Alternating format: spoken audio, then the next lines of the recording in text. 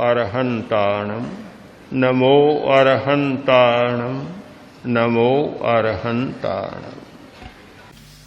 आश्चर्य होता है, बड़े बड़े लोग जो 50 वर्ष को पार कर गए, बहुत सारे सीए हैं, जज हैं, वकील हैं, इंजीनियर हैं, उन लोगों को ये बचपन का पाठ पढ़ना पड़ता है कि दीर्घ श्वास लें। बड़ी अजीब कहानी है हमारे समाज की और बड़ी अजीब कहानी है हमारे विज्ञान की और विद्यालयों की कि जो पाठ पहली कक्षा में पढ़ना चाहिए वह पाठ जीवन भर नहीं पढ़ा जाता और पहला पाठ नहीं पढ़ा जाता, इसीलिए बाद में पढ़े जाने वाले सारे पाठ आदमी को सताते चले जाते। अगर पहला पाठ पढ़ लिया जाए तो शायद अगले पाठ सताए नहीं और ज्यादा लाभदायी बन जाए। पर बड़ी विचित्र बात है, इसीलिए तुलसी अध्यात्म नीड़म के परिप्रेक्ष्य में प्रज्ञा प्रदीप के इस हाल में एक परिकल्पना की गई, आज के प्रत्येक आदमी को जीवन विज्ञान का पाठ पढ़ाया जाए। एक ग्रंथमाला तैयार की जा रही है, जीवन विज्ञान ग्रंथमाला। और विषय तो सब पढ़ाते हैं, विद्यालय पढ़ाते हैं, बड़े बड़े इंस्टीट्यूशन हैं, बड़े बड़े शोध के और रिसर्च के संस्थान हैं जहां हायर स्टडीज होती हैं, बड़ी बड़ी अनुसंधान हो रहे हैं, सब पाठ पढ़ाए जा रहे हैं। पर जीवन विज्ञान का बच्चा बेचारा इतना उपेक्षित है, उसे कोई पूछता ही नहीं भी प्यास लगी हो तो जरा पानी तो पी लो, और सबको तो अतिरिक्त भोजन खिलाया जा रहा है और इस बच्चे को कोई पानी पिलाने की बात भी नहीं सोच रहा है। आज सबसे बड़ी आवश्यकता है जीवन विज्ञान को पढ़ने की। जो आदमी जीवन विज्ञान को नहीं पढ़ता कभी समस्याओं से मुक्ति नहीं पा सकता और फिर ऐसी स्थिति आती है कि हर आदमी दूसरे के अधिकार को हड़पने की चेष्टा में है।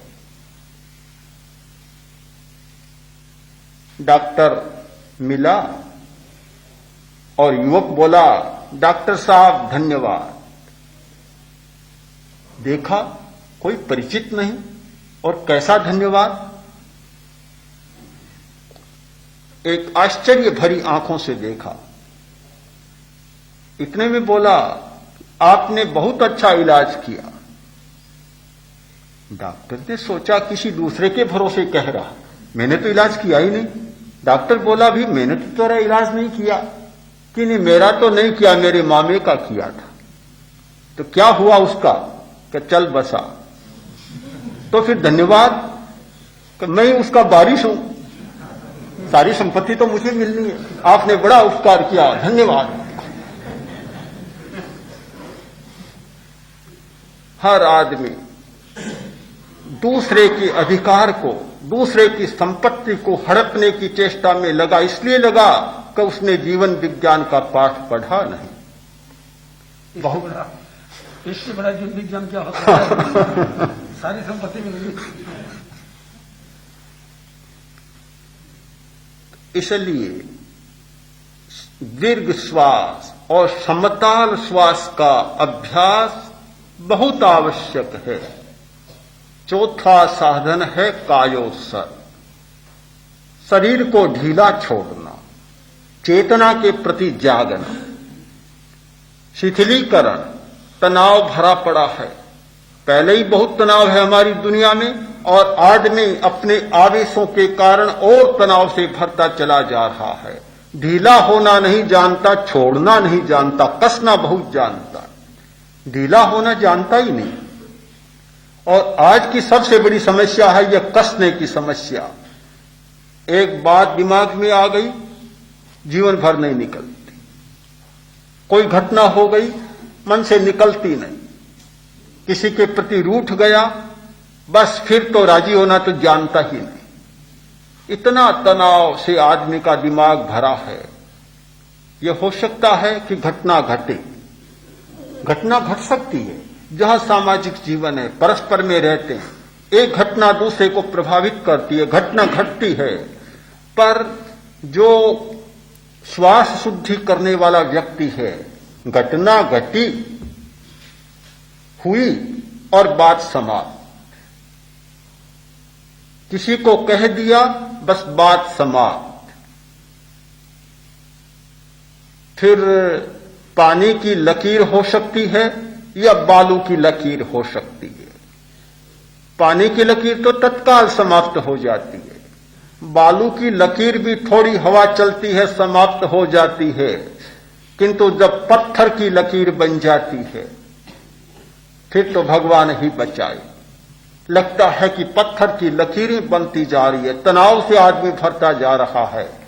कायोत्सर्ग का अभ्यास, इसका मतलब है शिथिल बनो, ढीले बनो, इतने शिथिल कि कहीं भी पत्थर बचे ही नहीं, पत्थर की लकीर बनने का मौका ही न मिले। कोई लकीर आए नहीं, और आए तो बालू की बनकर आए या पानी की लकीर बनकर आए और तत्काल समाप्त हो जाए।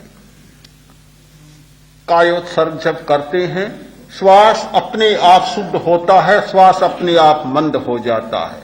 तो श्वास को मंद करने का, श्वास को शुद्ध करने का चौथा उपाय है कायोत्सर्ग। हम प्रेक्षा ध्यान के अभ्यास में इन सब का प्रयोग करते हैं, श्वास शुद्धि का प्रयोग करते हैं। जैसे जैसे हमारी श्वास की शुद्धि होती चली जाएगी, श्वास पवित्र निर्मल होता चला जाएगा, हमारा आत्मदर्शन का स्फटिक पारदर्शी होता चला जाएगा। और एक दिन ऐसा आएगा कि इधर खड़े हो तुम और ये पारदर्शी स्फटिक, और उसके पीछे झांक रही है तुम्हारी आत्मा।